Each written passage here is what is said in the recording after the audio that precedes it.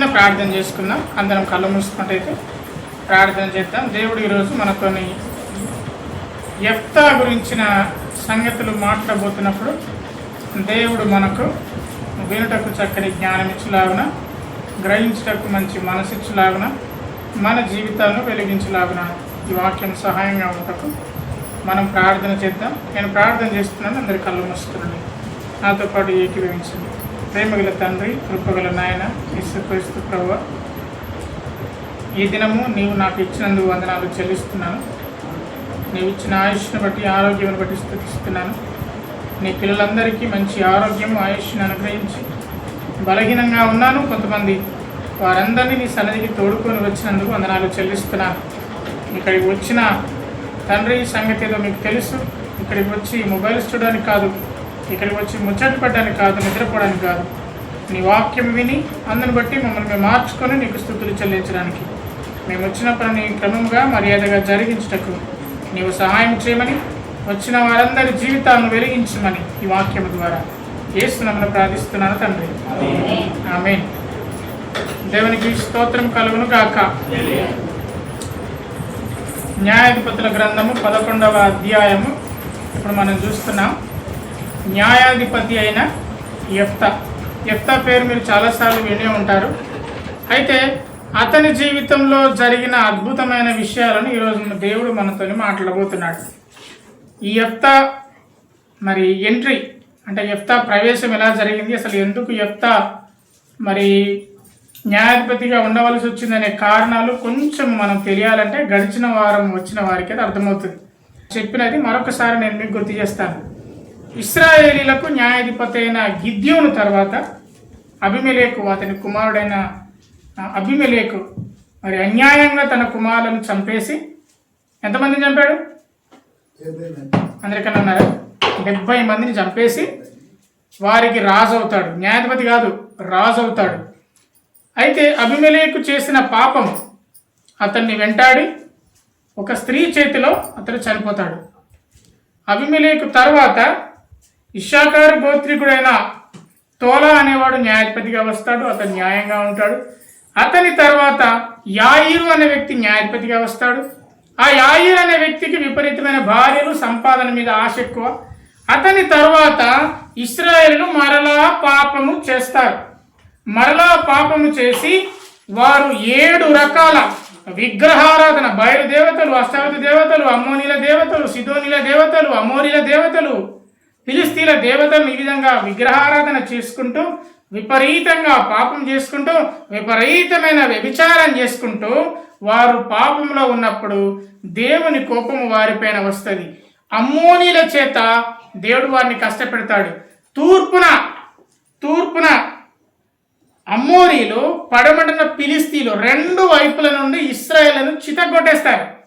ఇశ్రాయేలును బాధించినప్పుడు అప్పుడు వారికి దేవుడు గుర్తుకొస్తాడు. దేవుని సన్నిధికి వెళ్ళి, తండ్రి అయిన దేవా, నేను మీకు ప్రార్థన చేస్తున్నాను, మేము కష్టకాలంలో ఉన్నాం, మమ్మల్ని క్షమించి మమ్మల్ని కనికరించమన్నప్పుడు దేవుడు తన ప్రవక్త ద్వారానో మరి మాట్లాడతాడు. మీరు నన్ను వదిలిపెట్టారు కాబట్టి నేను కూడా మిమ్మల్ని వదిలిపెట్టాను, ఇక నేను మీకు సహాయం చేయను అని దేవుడు సెలవిస్తాడు.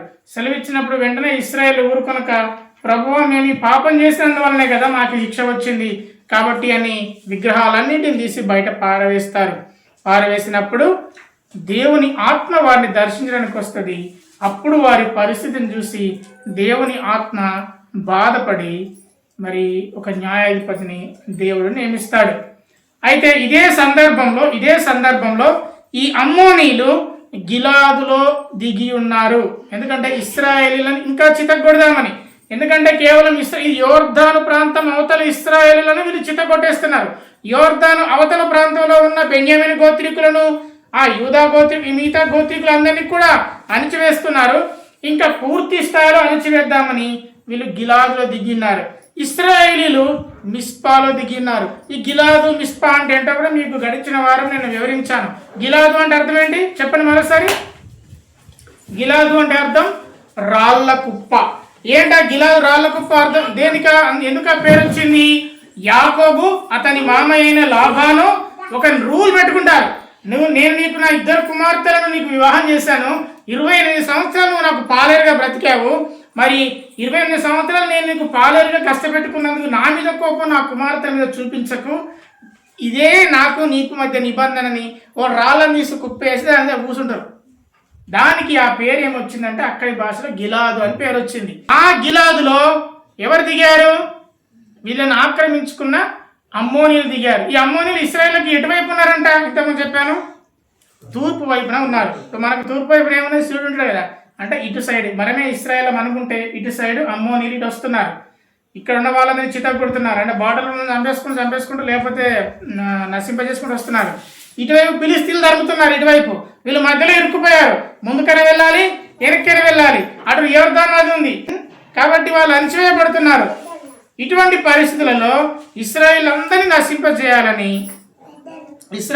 నశింపజేయాలని అమ్మోనీలందరూ గిలాదులో కూడి ఉన్నారు. ఇశ్రాయేల్ అందరూ చూడండి మిస్పాలో దిగి ఉన్నారు. ఇప్పుడు 18వ వచనం చదవండి. 10వ అధ్యాయం 18వ వచనం, న్యాయాధిపతుల గ్రంథం. కాబట్టి జనులందరూ అనుకుంటారు, ఇశ్రాయేల్ అందరూ అనుకుంటున్నారు, గిలాదు పెద్దలు అమ్మోనీలతో యుద్ధం చేసేవాడే మనకు వాడు గిలాదు వారందరికి ప్రధానుడు. అంటే అప్పుడు అంటున్నారు, వీళ్ళు వచ్చి మనల్ని చంపేస్తారు, వీళ్ళని ఎదిరించి ఎవరైతే యుద్ధం చేస్తాడో వాడు మనందరికీ ప్రధానమంత్రి అవుతాడు. అప్పుడు దేవుడు ఏర్పరచుకున్న వ్యక్తి యెఫ్తా. ఈ యెఫ్తా ఎవడు? 11వ అధ్యాయం 1వ వచనంలో ఇతడు పరాక్రమం గల బలాఢ్యుడు. ఇంగ్లీష్లో మంచి మాట ఉంటుంది, the great man of valour, అంటే చాలా బలవంతుడు ఈ యెఫ్తా అనేవాడు. ఇంతకుముందు ఇదే పేరు ఎవరికి ఇవ్వబడింది? ఇదే న్యాయాధిపతుల గ్రంథంలో గుర్తుందా? గిద్యోను కూడా ఆయన భయపడుతూ పిరికివాడై గానుగ చెట్టున గోధుమను దులగొడుతుంటే యెహోవా దూత ఏమని పిలిచాడు గిద్యోన్ని? పరాక్రమం గల బలాఢ్యుడా. అప్పుడు గిద్యోని అనుకోవాలి, నేను పిరికివాడిని కదా, పరాక్రమం గల బలాఢ్యుడు ఏందని. అయినా దేవుడు అతని ద్వారా ఇశ్రాయేళ్లకు విజయం ఇచ్చాడు. ఇప్పుడు యెఫ్తా కూడా వింటున్నారా? యెఫ్తా కూడా ఎవరనంట? పరాక్రమం గల బలాఢ్యుడు. అయితే కాకపోతే ఇతని పుట్టుకలో పాపం ఉంది. ఇతడు ఎవరికి పుట్టిన కుమారుడు? వేశ్య కుమారుడు. ఈ గిలాదు యెఫ్తాను కన్నాడు. గిలాదు అనే గ్రామంలో, అంటే గిలాదు అనే పట్టణంలో గిలాదు అనే వ్యక్తి ఉన్నాడు. ఆ గిలాదుకు పుట్టినవాడే యెఫ్తా. ఆ గిలాదు భార్య, అంటే ఈ గిలాదు ఎవరైతే వేశ్యతో ఆమెను ఏమంటారు ఉంచుకున్నాడో, లేకపోతే ఏమంటారు ఉంచుకున్నాడే, ఆ కుమారుడు యెఫ్తా. యెఫ్తా చూడండి 2వ వచనం, గిలాదు భార్య అతని కుమారులను కనగా. గిలాదుకు ఒక వేశ్యను ఉంచుకున్నాడు. అయితే గిలాదు పెళ్లి చేసుకున్న భార్య అతనికి కుమారులను కనింది. ఆ కుమారులందరూ పెద్దవారయ్యారు. వారు పెద్దవారైనప్పుడు యెఫ్తాతో, నీవు అన్య స్త్రీకి పుట్టినవాడవు గనుక మా తండ్రి ఇంట నీకు స్వాస్థ్యము లేదు. చూడండి, అబ్రహామునకు కూడా అన్య స్త్రీ పెళ్లి చేసుకున్నా లేదా? ఎవరిని చేసుకున్నాడు?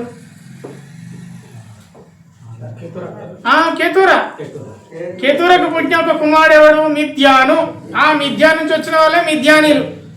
ఆ మిద్యానీలందరూ ఇశ్రాయేలు నుంచి చిత్తగొట్టారు లేదా? మరి అబ్రహాము శారాను వివాహం చేసుకున్న తర్వాత మరి యొక్క స్త్రీని మరి ద్వారా ఒక కుమారుని అంటాడు. ఎవరైనా? హాగరు. ఆమె హాగరు ద్వారా కన్న కుమారుడు ఇష్మాయేలు. మరి ఆమెకు అబ్రహాము ఆస్తిలో పాలుందా వారికి? లేదు. అంటే ఇది మొదటి నుంచి వచ్చింది, ఇదేమి అన్యాయం కాదు. అన్య స్త్రీకి పుట్టిన వారిలో పాలు ఉండదు. ఏమైనా గౌరవప్రదంగా కొంత వేతనము, ఎంతో కొంత సహాయం చేసి పంపించు. ఇంకా హాగర్ అయితే ఘోరం. వెళ్ళిపోమంటే అరణ్యంలో పోయి నేను ఏం చేయాలని ఏడ్చింది బిడ్డను చూసి, అవునా కదా? అప్పుడు దేవుడితో ప్రత్యక్షమయ్యాడు. అది వేరే స్టోరీ అనుకోండి. ఇక్కడ కూడా గిలాదు కుమారుడైన యెఫ్తాకి కూడా వారి తండ్రి ఆస్తిలో భాగం లేదు, ఎందుకంటే వేశ్య కుమారుడు కాబట్టి. చూడండి, దేవుడు ఎవరిని ఎట్లా వాడుకుంటాడో ఎవరికి అర్థం కాదు. చూడండి, గిలాదునకు క్రమముగా మర్యాదగా పుట్టిన కుమారులను పక్కన పెట్టి దేవుడు వేశ్య కుమారుని వాడుకుంటున్నాడు ఇశ్రాయేలును విడిపించడానికి. దేవుని పిల్లలమైన చిన్నవారమో పెద్దవారమో లేకపోతే మామూలు వ్యక్తులమో బలహీనమో దేవుడు మనల్ని వాడుకున్న తర్వాత దాన్ని అడ్డంకు ఎన్ని ఉన్నాయని దేవుడు ఆ మార్గాన్ని రూట్ క్లియర్ చేస్తాడు. ఇక్కడ అదే జరుగుతుంది. యెఫ్తాను దేవుడు వాడుకోబోతున్నాడు.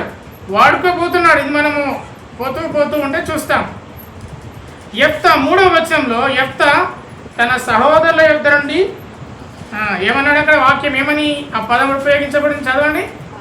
పారిపోయి ఒక్క నిమిషం, అది అలాగే పారిపోయేలా చేశారు అన్నదమ్ములు. వెళ్ళిపోయేలా చేశారు, వెళ్ళిపోలే, పారిపోయాడు. మేబీ అతన్ని చంపడానికి ప్రయత్నం చేశారా, లేకపోతే ఏం జరిగిందో తెలియదు. పరాక్రమం గల బలాఢ్యుడైన యెఫ్తా పారిపోవలసి వచ్చింది. అన్నదమ్ములు అనే అవమానాలను తట్టుకోలేక పారిపోయి ఎక్కడికి వెళ్ళాడంట?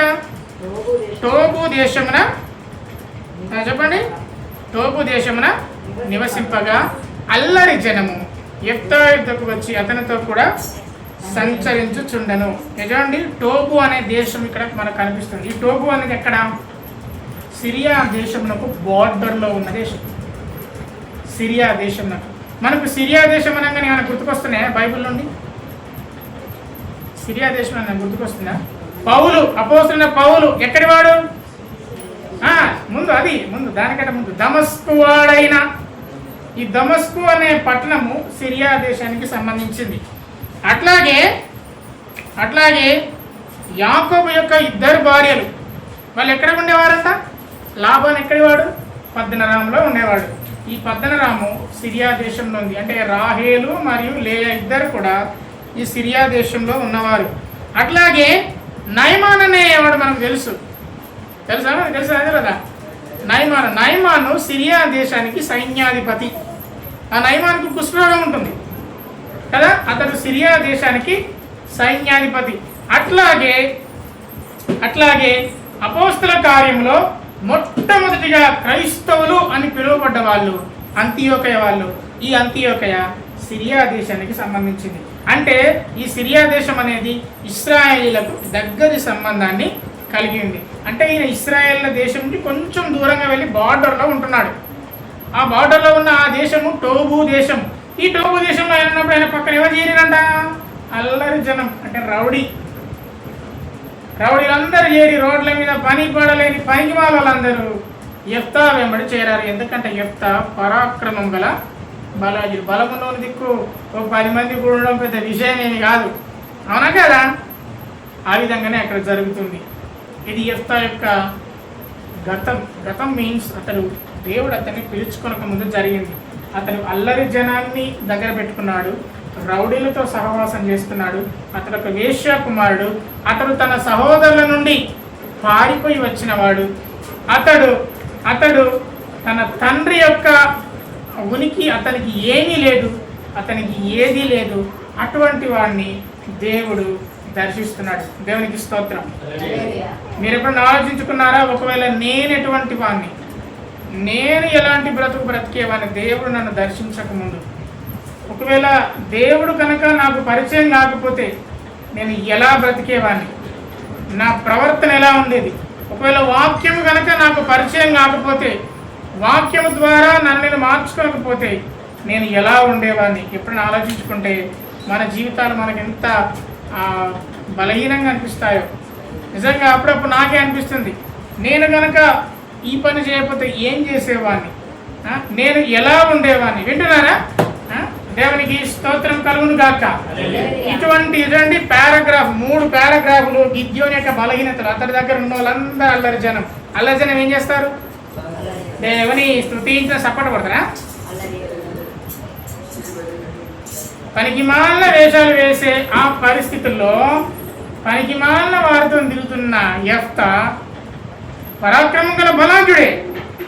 కానీ అతని చుట్టూ ఉన్నవారు చెప్పండి, ఎవరు వారు? అల్లరి జనం. నీవు నీతి మంత్రమే, నీ చుట్టూన్నావు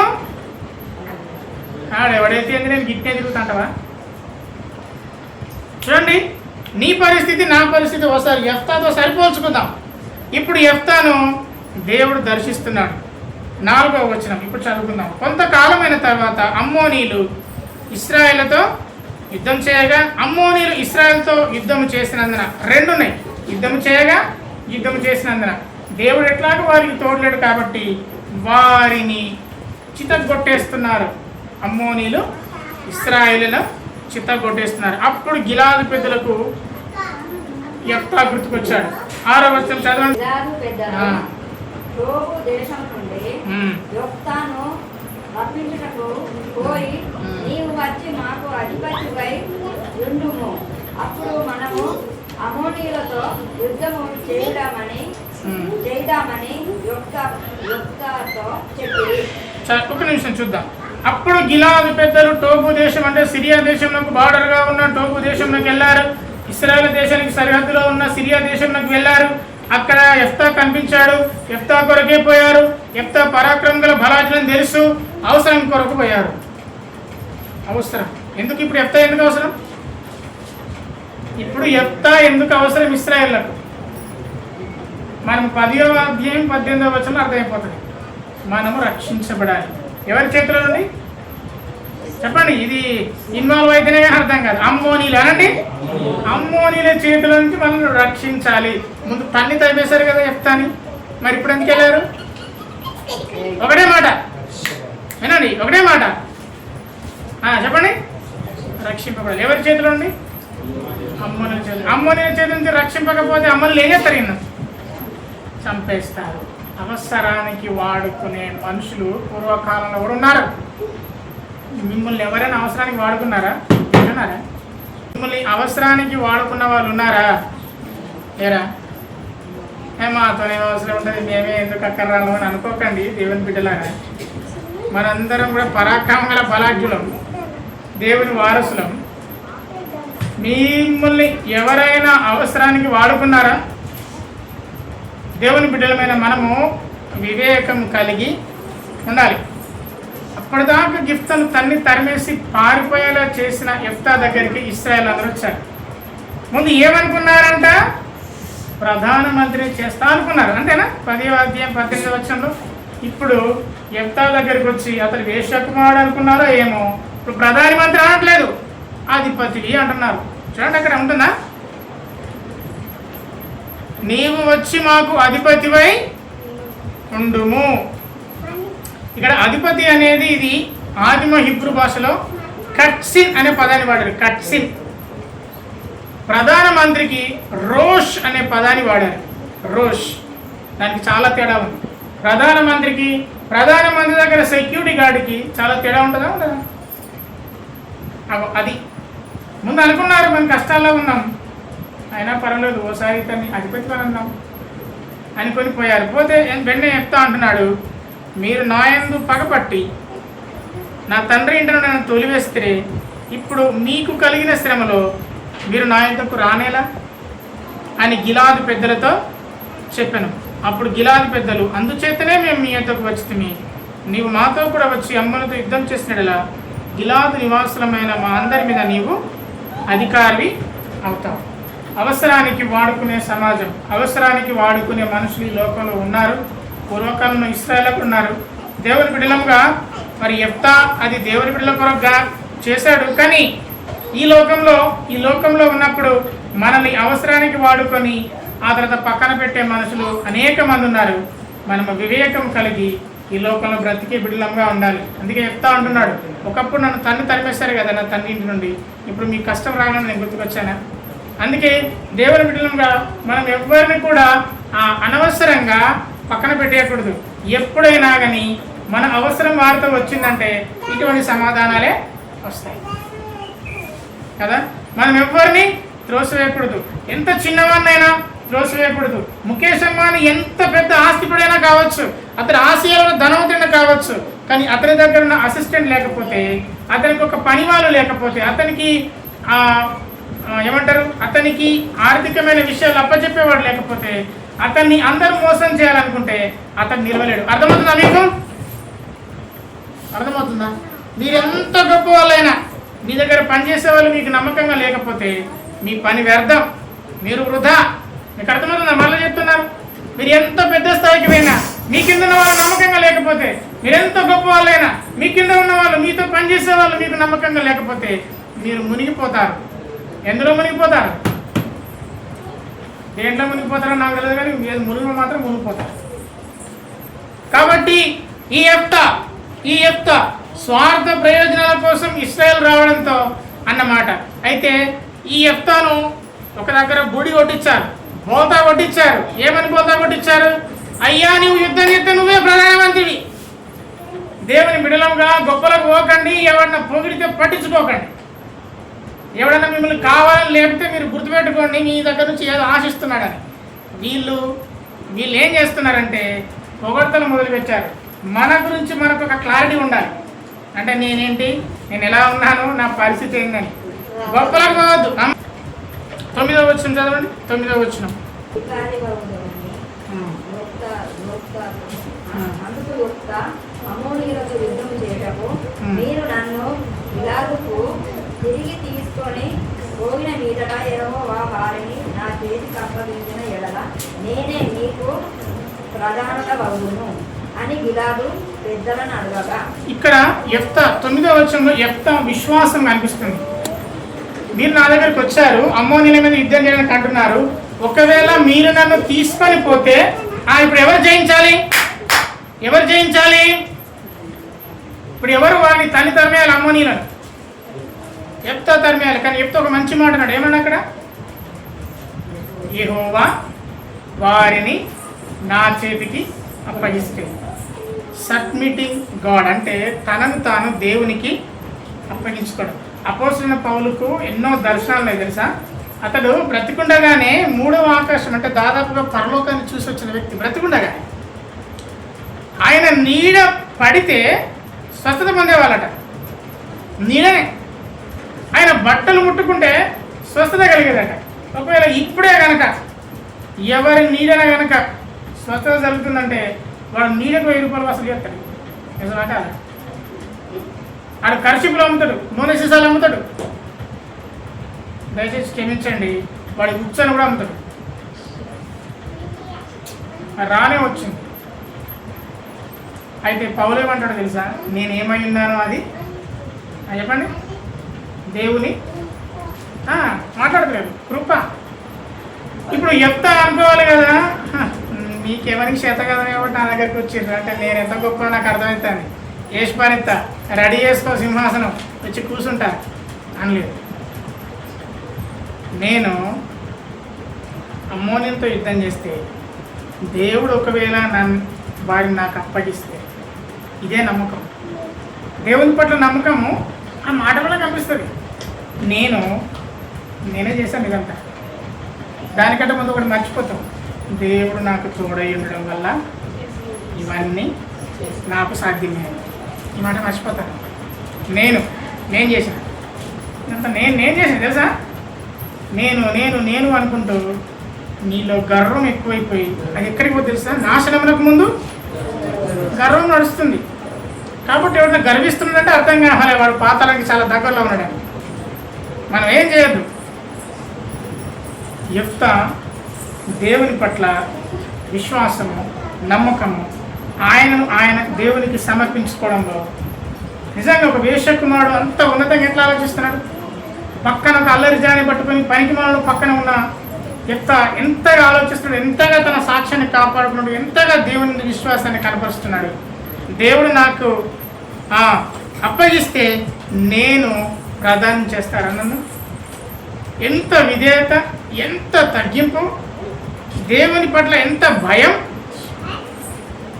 దేవుని బిడ్డలంగా మనకు గర్వం అనేది ఉండకూడదు. గర్వం మనలో నుండి వెళ్ళిపోవును గాక. అందరని ఆమెనండి. ఒకవేళ ఉంటే వెళ్ళిపోవును గాక, లేకుంటే దేవునికి వందనాలు, మిమ్మల్ని దేవుడు దీవించును గాక. గర్విష్ఠులను దేవుని సన్నిధిలో నిలవలేరు.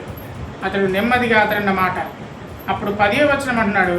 10వ వచనం, గిలాదు పెద్దలు నిశ్చయమని మాట చొప్పున మేము చేస్తాము, దేవుడు మనకు సాక్షి అని 10వ వచనం అన్నప్పుడు, అప్పుడు యెఫ్తా గిలాదు పెద్దలకు అతన్ని ప్రధానిగా నియమించుకున్నారు, అధిపతికి కూడా నియమించుకున్నారు. అతడే ప్రధానమంత్రి, అతడే సైన్యాధిపతి. ఆ విధంగా నియమించుకున్నప్పుడు యెఫ్తా ఇదంతా విని తను ప్రధానమంత్రి అయిపోయిన తర్వాత, అధిపతి అయిన తర్వాత యెఫ్తా చేసిన పని ఏదో తెలుసా? అతడు మిస్పాలో యెహోవా సన్నిధికి ప్రార్థన చేశాడట. దేవునికి మహిమ కలుగును గాక. ఎవడన్నా నిన్ను కొంచెం పొగిడితే చాలు, ప్రార్థన పక్కన పెట్టి, అన్ని పక్కన పెట్టి నేను అని గల్లెగరేసేటట్టు కాదు. వెంటనే వెళ్ళాడట తండ్రి, నేను ఒక వేశ్య కుమారుని, ఒకవేళ ఆయన ప్రార్థన చేయొచ్చు ఇట్లా, నేను వేశ్య కుమారుణ్ణి, అన్నదమ్ములు నన్ను తరిమేశారు, కానీ తండ్రి వాళ్ళే నన్ను పిలిచి నన్ను అధిపతిని చేశారు, ప్రధానమంత్రిని చేశాను అని ప్రార్థన చేశాడు. దేవుని పట్ల కృతజ్ఞత భావము మనకు ఎప్పుడు కూడా మనం మర్చిపోవద్దు. 10 మంది కుష్ఠరోగులను దేవుడు స్వస్థత చేశాడు యేసుప్రభు వారు. 9 మంది మర్చిపోయారు, ఒక్కడొచ్చి వెనక్కి తిరిగి దేవానికి వందనాలని చెప్పాడు. మనం ఒక్కరి వల్లే ఉందుము కాక. ఆ తర్వాత జరిగిన సంగతులు ఇప్పుడు మనం చూద్దాం.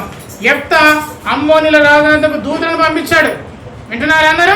అమ్మోనీల రాజునద్దకు దూతలను పంపి 12వ వచనం చదవండి. ఇప్పుడు 12వ వచనం. రాజునద్దకు దూతలను పంపి నాకును నీవు ఏం జరిగిందని నా మీద యుద్ధానికి వస్తున్నావు.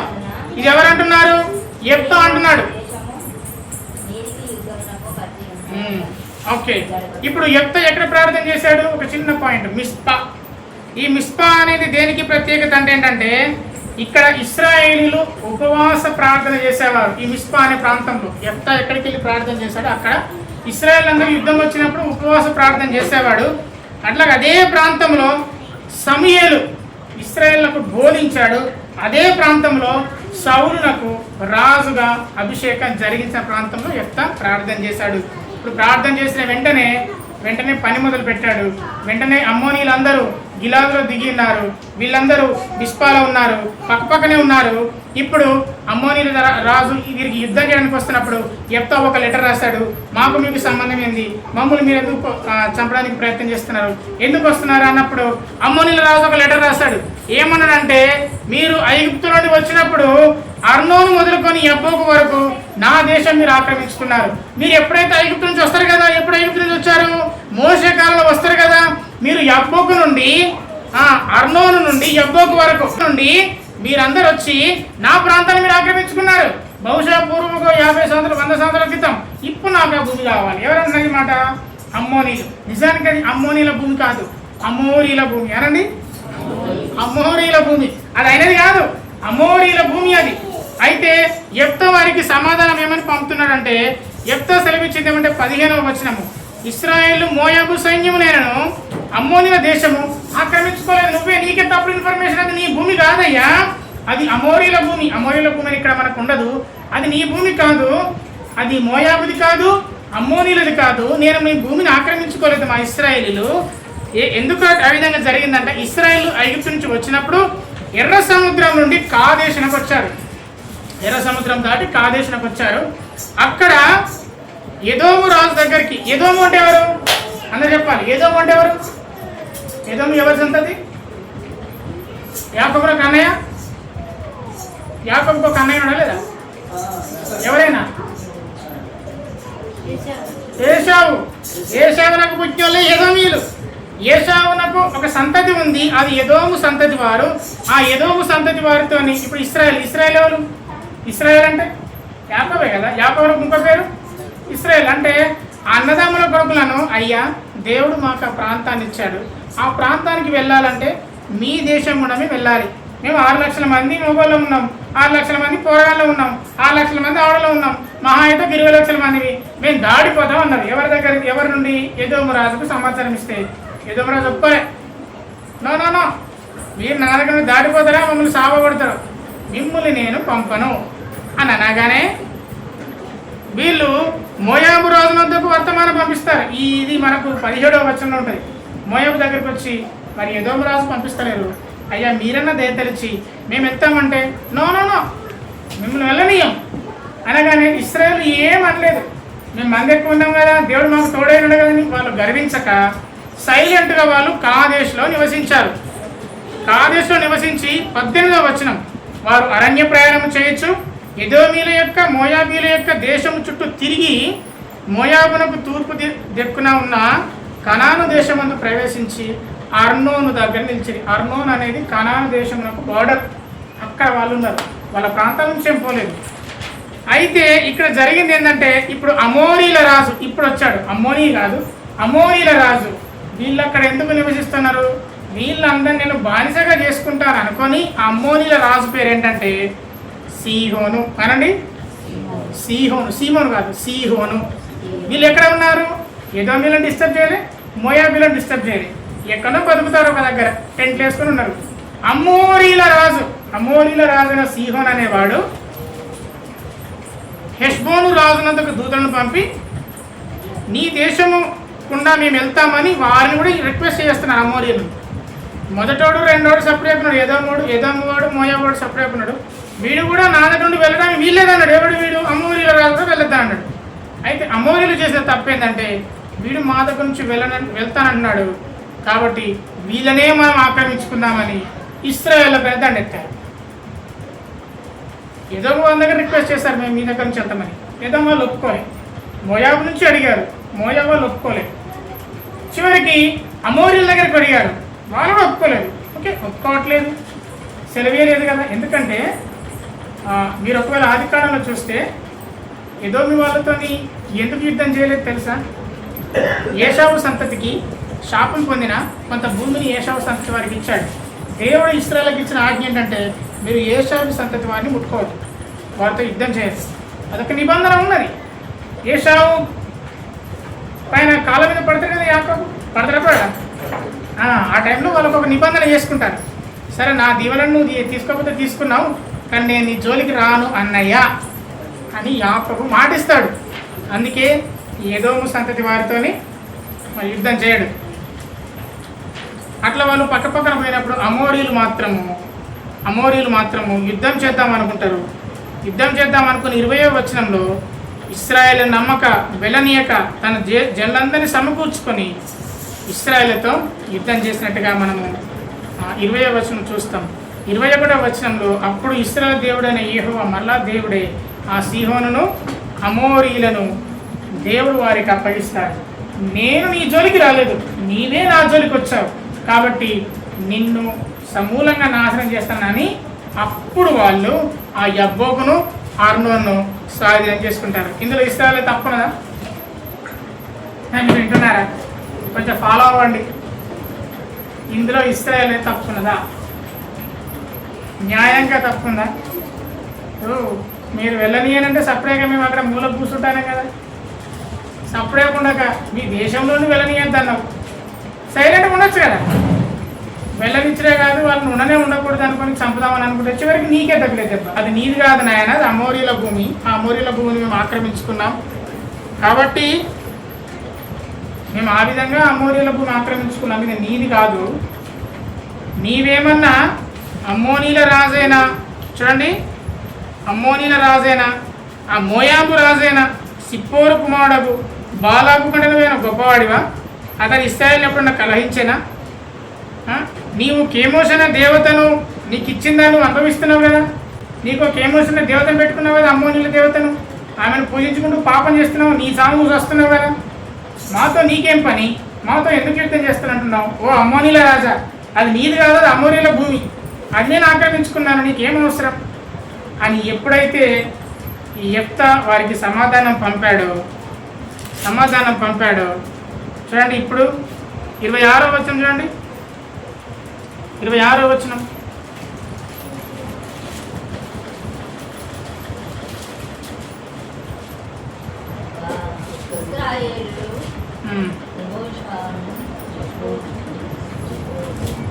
హెష్బోనులోను ఊళ్ళలో కాదు, ఊళ్ళల్లో అంటే గ్రామాలలో.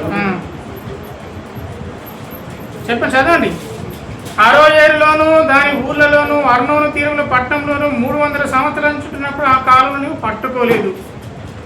అట్లుండగా నేను నీ ఎడల తప్పు చేయలేదు, కానీ నీవు నా మీద యుద్ధం వస్తున్నావు. న్యాయాధిపతి అయిన యెహోవా ఇశ్రాయేలీయులకు న్యాయము తీర్చునుగాక. అయితే అమ్మోనీల రాజు యెఫ్తా తనతో చెప్పిన మాటలకు ఒప్పుకోలేదు. దేవునికి స్తోత్రం కలుగును గాక అన్నాడు. 300 సంవత్సరాలు మేము అక్కడే ఉన్నామయ్యా, నీ పూర్వీకులు మాతో వదిలిపెట్టుకోలేదు, నువ్వు నాతో వదిలిపెట్టుకుంటున్నావు. దేవుడే న్యాయము తీర్చును గాక. కీర్తనలు 58వ అధ్యాయము 11వ వచనం చదవండి ఒకసారి. 58వ కీర్తన 11వ వచనం.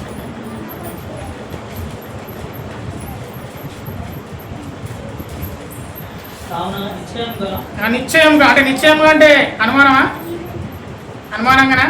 సగం సగమా? నిశ్చయంగా నీతిమంతులకు ఫలము కలుగుననియు నిశ్చయంగా డెఫినెట్ గా న్యాయము న్యాయము తీర్చే దేవుడు లోకంలో ఉన్నాడని మనుషులు ఒప్పుకొందురు. ఒప్పుకొందరు.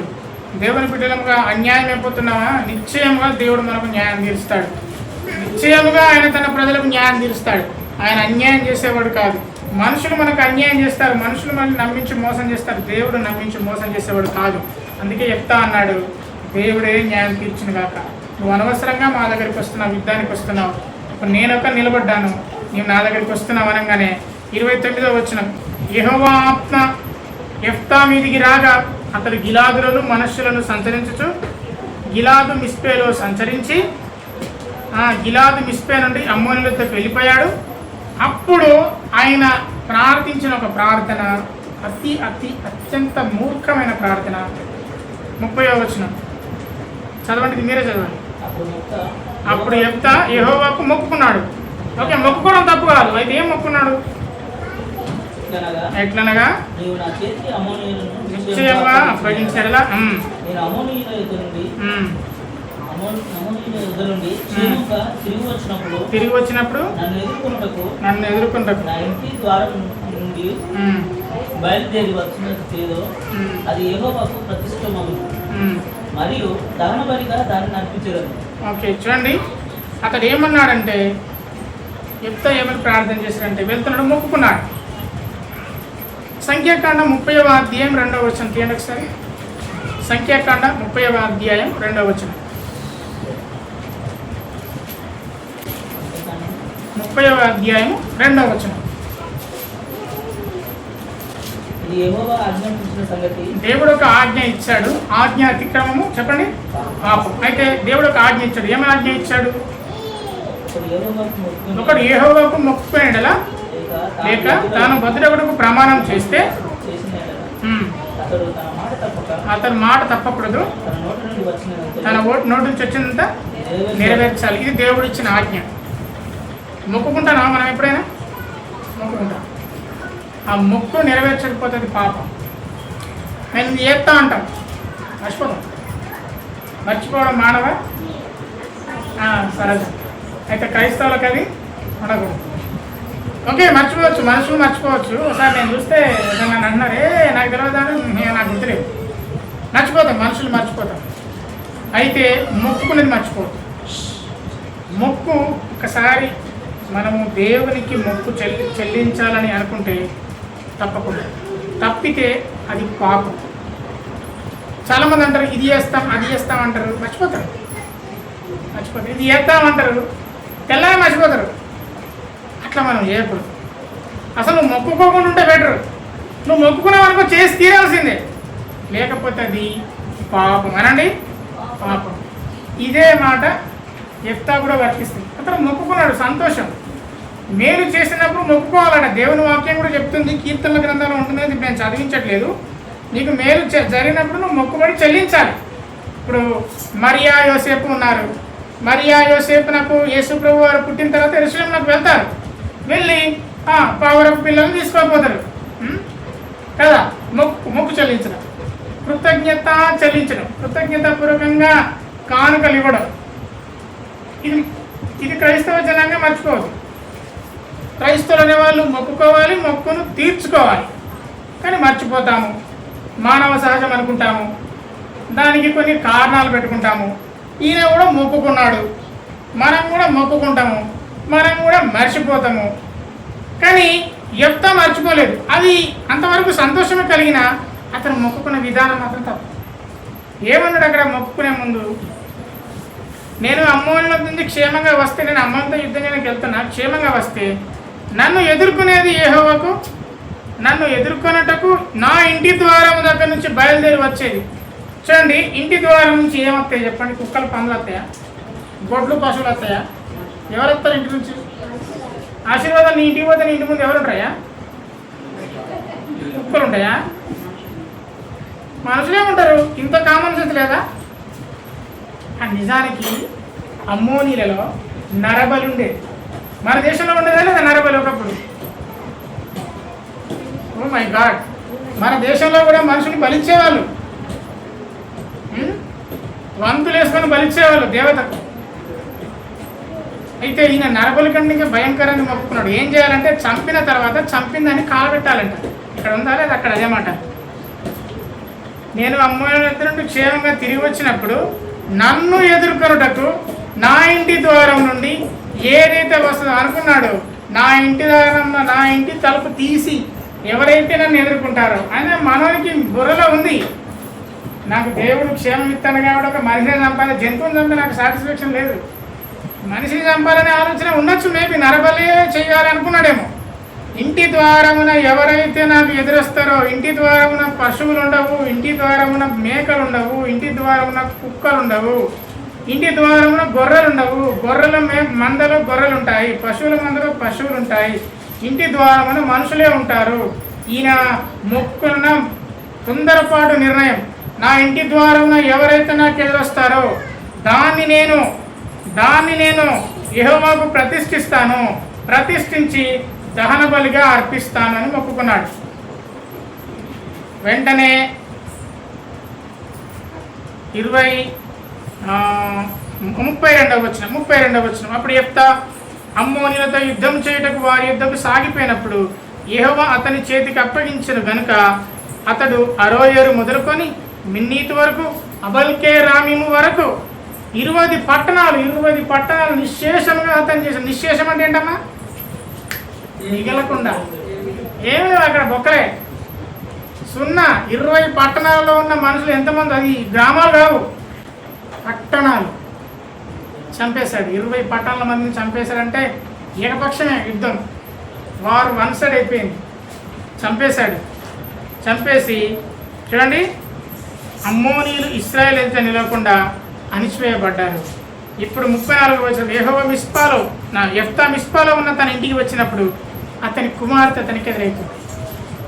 తంబురతో నాట్యంతో బయలుదేరి అతన్ని ఎదుర్కొన్నది. అతనికి ఒకటే ఆడబిడ్డ, ఏ సంతానము లేదు. ప్రసంగి 5వ అధ్యాయం 2వ వచనం.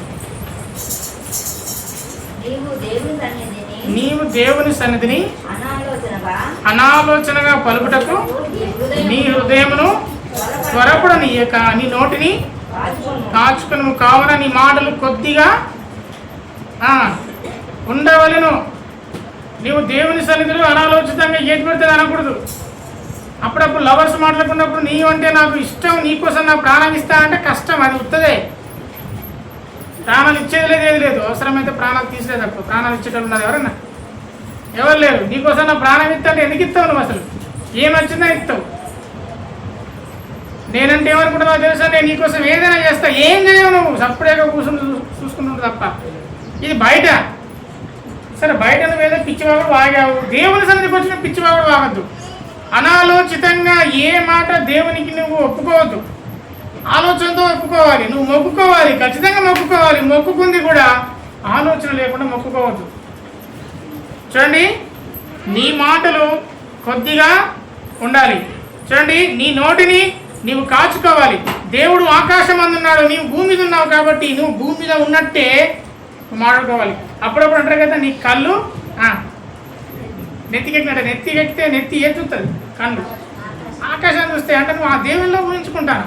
ఇట్లా ఆకాశం అంటే అంత ఎత్తున్నా ఉన్నట్టు.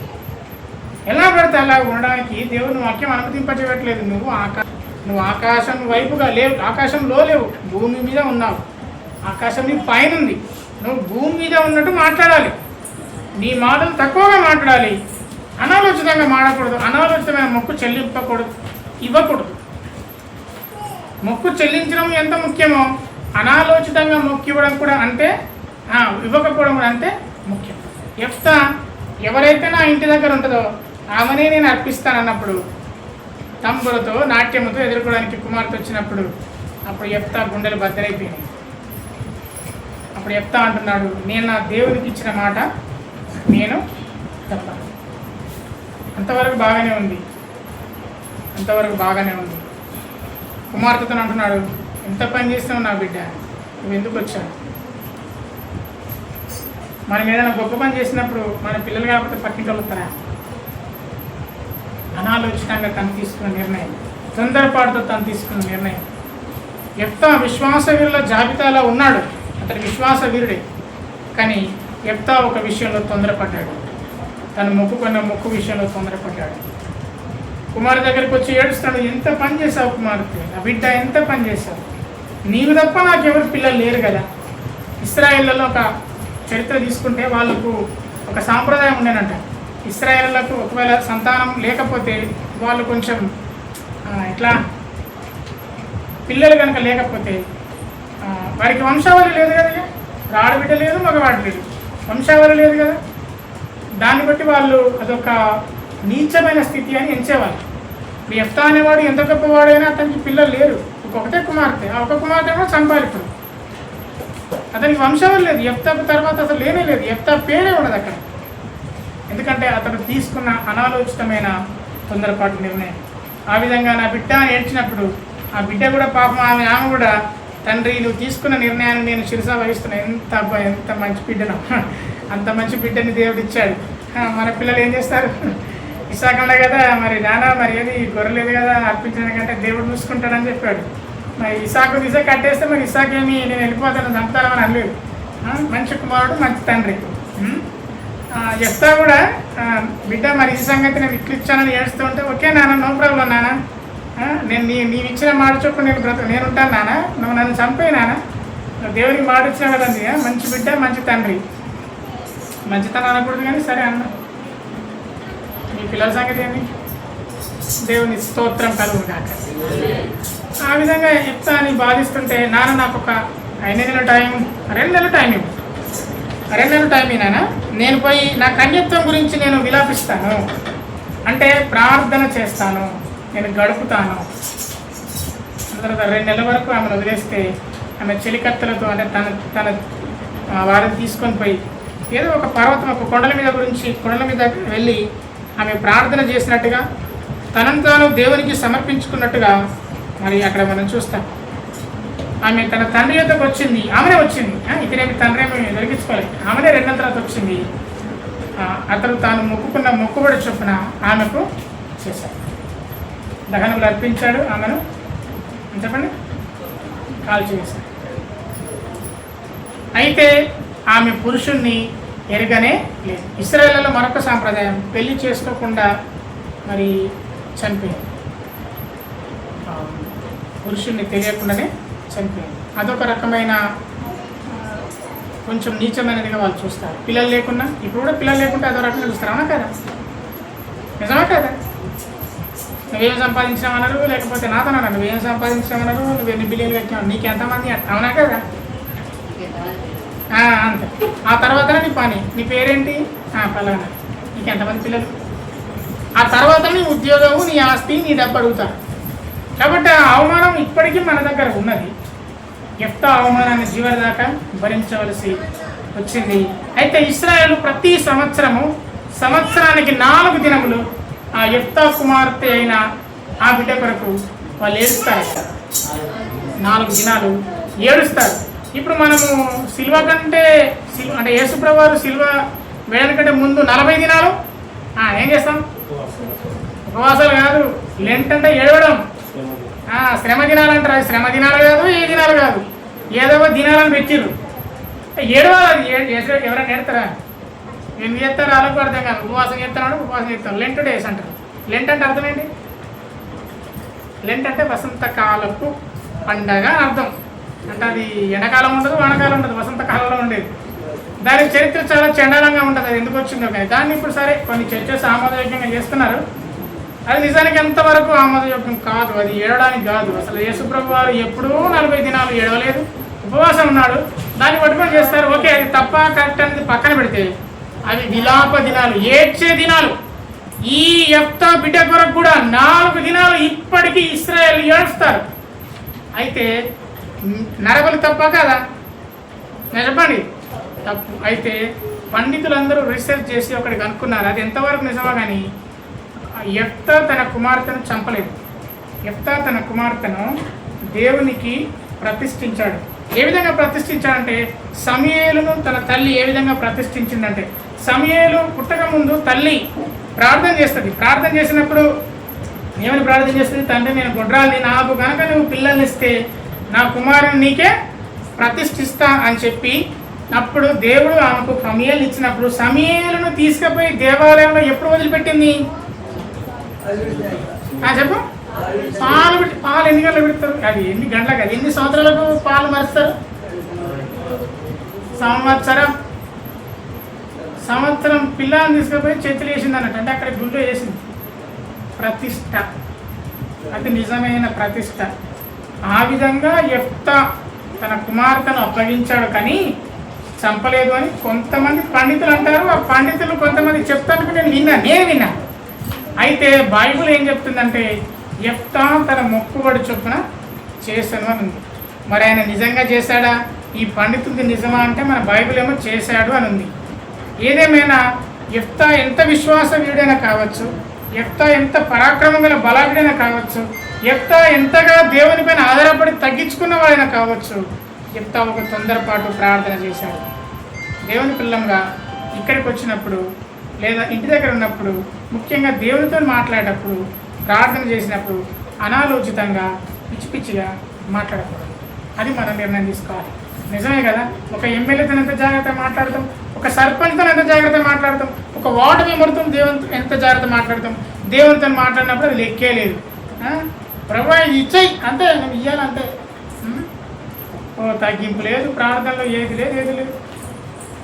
మొగల ప్రార్థన చేస్తారా? నిజం చెప్పుకోండి. చేసిన వాళ్ళందరూ అట్నే ఉండరు. మీ మనసులోనే మీకు చేయెత్తినట్టు చెప్పుకోండి. మీరు మోకాల ప్రార్థన చేసి ఎన్ని రోజులు అవుతుంది? తగ్గింపు ప్రార్థన చేసి ఎన్ని రోజులు అవుతుంది? మిమ్మల్ని మీరు తగ్గించుకొని బ్రతికి ఎన్ని రోజులు అవుతుంది? ఒకవేళ అలా మీరుంటే దేవుడు మిమ్మల్ని దీవించును గాక, లేకపోతే మారిపోదురు గాక. దేవుడి మాటల్ని దీవించి మన జీవితంలో నెరవేర్చును గాక, ఆశీర్వదించును గాక. దేవునికి మొక్కుబడి చెల్లించాలి, అది నియమం. కానీ తొందరపాటు మొక్కుబడి నిర్ణయాలు అది మన ఆత్మీయ జీవితానే కాదు, మనకెంతో తీరని దుఃఖాన్ని ఇస్తుంది. దేవునికి మహిమ కలుగును గాక. ఒక్కసారి మళ్ళీ మనం పరీక్ష చేసుకుందాం. మొక్కుబడి చెల్లించేవారమేనా? మొక్కుకున్నది ఇచ్చేవారమేనా? తొందరపాటు మొక్కులను చేసేవాళ్ళమేనా? దేవునితో మాట్లాడేటప్పుడు జాగ్రత్తగా మాట్లాడుతున్న బ్రతికేనా మనది? దేవుడు మళ్ళీ పిలిచాడు, యెఫ్తాని ఎన్నుకున్నాడు, నిన్నులను ఎన్నుకున్నాడు. ఎంతోమంది ఈ గ్రామంలో ఉండొచ్చు, కొద్ది మంది అయినా మిమ్మల్ని మాత్రమే దేవుడు ఎన్నుకున్నాడు. అందుకు తగ్గట్టు మనం ప్రవర్తించాలి, బ్రతకాలి. మట్టి కుండగా పుట్టించినాడు, కంటి పాపలా కాపాడినాడు. మట్టి కుండగా పుట్టించినాడు, కంటి పాపలా కాపాడినాడు.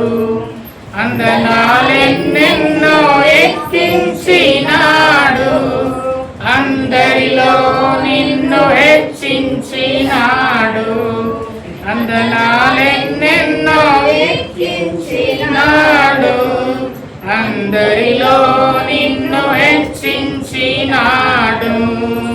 యేసయ్యా నీకు స్తోత్రము, యేసయ్యా నీకు స్తోత్రము, యేసయ్యా నీకు స్తోత్రము, యేసయ్యా నీకు స్తోత్రము. గత కాలమంతా నిన్ను కాచిన దేవుడు,